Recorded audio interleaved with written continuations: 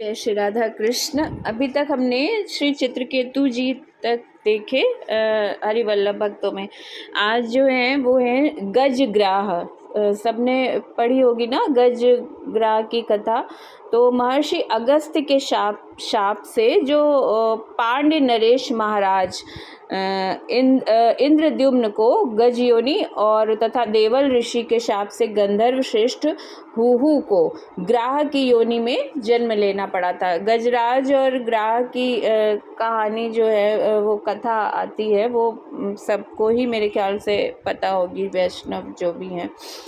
तो वो जो गजग्राह हैं उनको भी हरिवल्लभ में स्थान दिया गया है और इनसे संबंधित जो कथा है वो श्री हरि अवतार के प्रसंग में आई है। तो इसमें भक्तमाल में इनके बारे में बहुत ज़्यादा नहीं दिया गया। इसके संदर्भ में एक अलग से पुस्तक है, वो किसी समय अगर हुआ तो मैं उनकी कथा सुनाऊंगी संक्षेप में। तो जो गजग्राह है वो हरिवल्लभ भक्तों में आते हैं।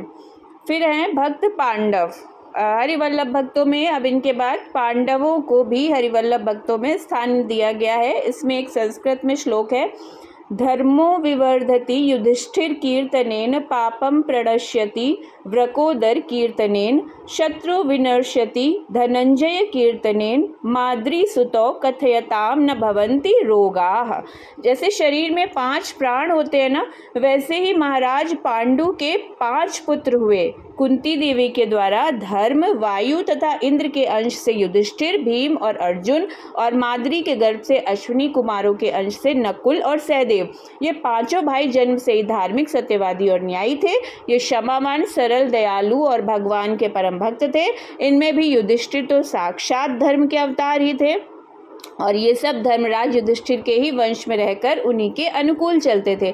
धर्मराज श्री कृष्णचंद्र को ही अपना सर्वस्व मानते थे। भगवान में भक्ति होना, भगवान के प्रति संपूर्ण रूप से आत्मसमर्पण कर देना ही धर्म का लक्ष्य है। यही आत्मनिवेदन पांडवों में था और इसी से श्याम सुंदर उन्हीं के पक्ष में थे। पांडवों की विजय इसी धर्म और भक्ति से हुई। जय श्री राधा कृष्ण।